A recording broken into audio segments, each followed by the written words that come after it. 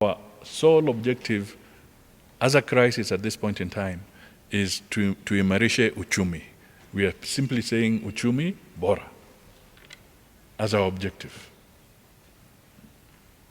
as our motto, because that is where the shoe is pinching the most at this point in time. How many of you have got nephews, nieces, daughters, sons who are either graduates or diploma holders or technicians, and they have no job?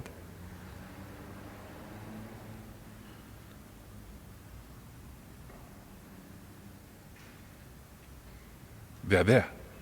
We all are facing this. So we need to find a more holistic and long-term solution to the challenges we are facing as a country. And to me, your role as pastors is now more significant than ever before.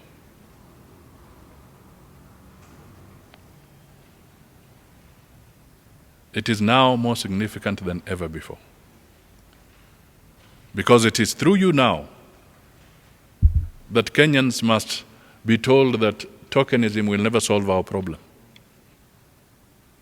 It is through you now that you must inculcate a culture of long-term thinking in our young people.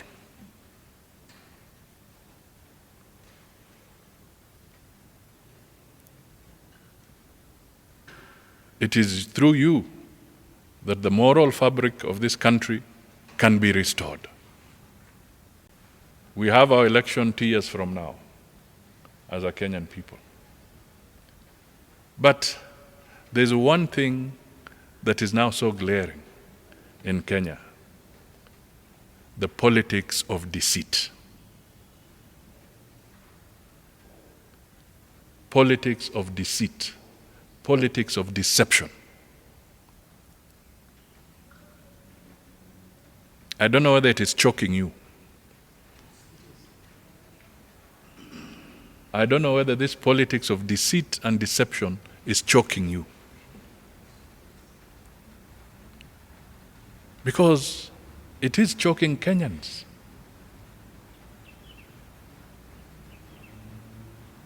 We are witnessing one of the most extraordinary things that we have ever seen in a government.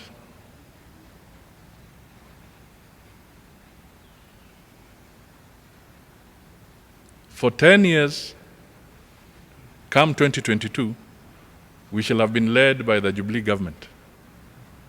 But right now, ladies and gentlemen,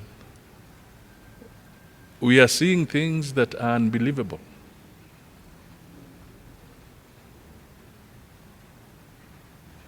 When a president on one side is calling a conference to talk about the COVID crisis in the country, his deputy is doing wheelbarrows somewhere else.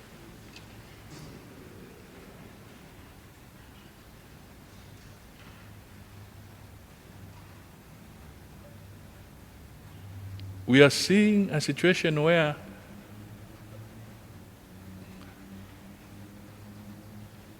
somebody is disowning their own boss.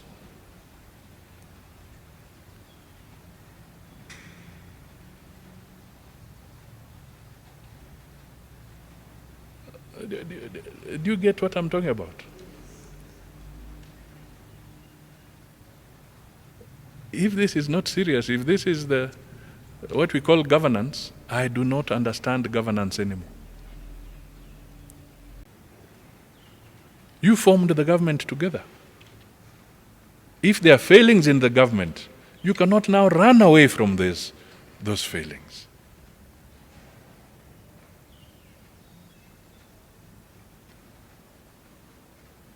If you are part of the church leadership here, and the church committee has been running it maybe for the last 5 years, you cannot be going out there and saying, I'm not part of that committee. But when the committee calls its cabinet session, you are there. When the president calls the cabinet and decisions are made about what is allocated to which ministry, he is there. But out there, you are saying, I am not there. This is politics of deceit.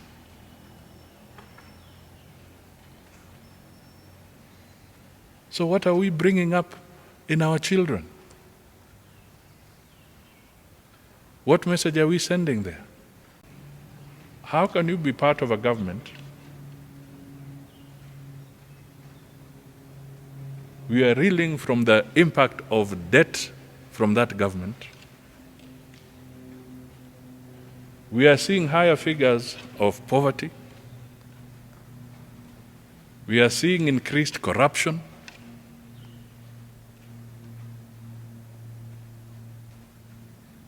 We are seeing farmers not being paid in a timely manner. We are seeing medicine not being there in our hospitals.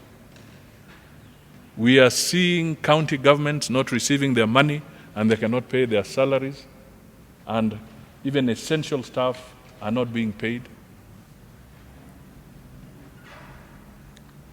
We are basically all under siege. But surprisingly, now we see a scenario where the deputy president is telling the president, sorry, I'm not part of it. It is you. Is this deceit? Or what is it? To rescue the economy is not a simple firefighting operation.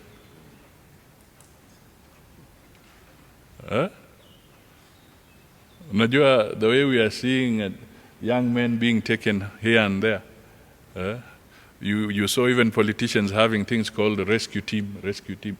My friend, this is not a simple rescue team. Vile tunaona watu wanabebana as if it's a simple rescue team. This is going to be a serious undertaking to turn the economy round, to stop the hemorrhage of the debt.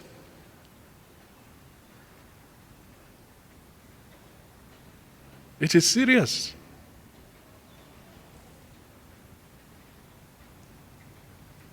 It's a long-term thing, and which will require consistency, which will require goodwill from Kenyans and goodwill from the international community.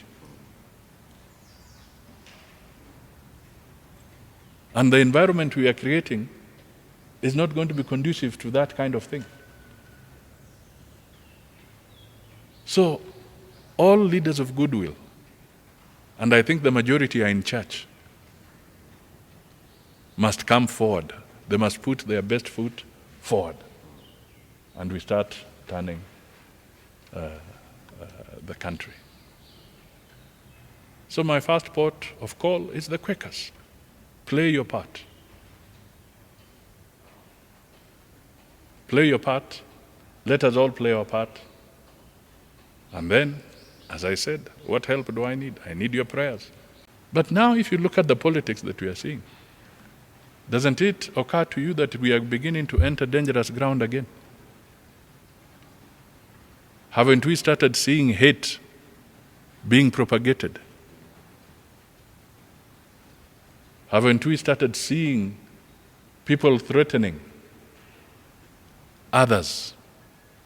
Haven't we started seeing reports going to the DCI about lives being in danger, whether it is true or not?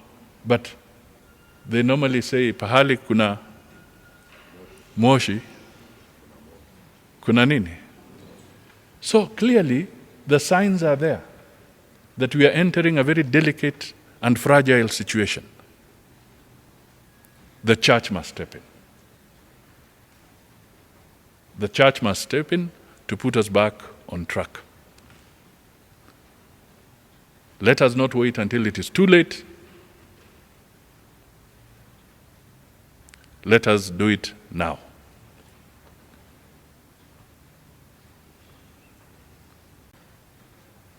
And then we have to ask ourselves, as a country, we must go beyond tokenism.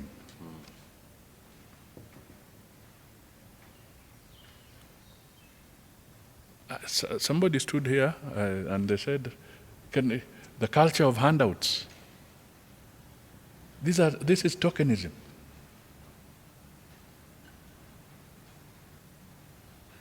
So what happens? Beyond the wheelbarrow, what next?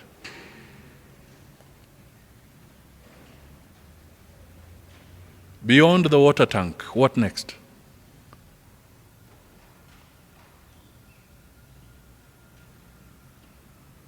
I'm not saying people should not get tools here and there, but it must be beyond that. Ladies and gentlemen, where those wheelbarrows come from, at some stage, the politician who is dishing out will need compensation.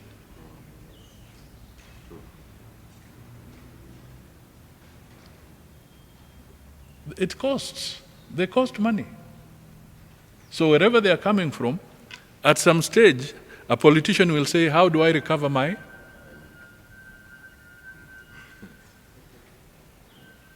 I don't know whether you have seen that equation. Yes. There'll be a moment of recovery. Hey, mnanichezea, mimi nilipofanya hivyo, mlikuwa nafikiri nilikuwa natoa wapi? Now, what shape does the compensation or recovery take? It normally takes the shape of increased corruption or increased taxation. Because somebody somewhere will be saying, I spent my money and now that I've gotten into a position of authority, I must find a way of recovery. So tulikuwa tunacheza dance thinking it's easy. 5 years down the line, now the taxation starts.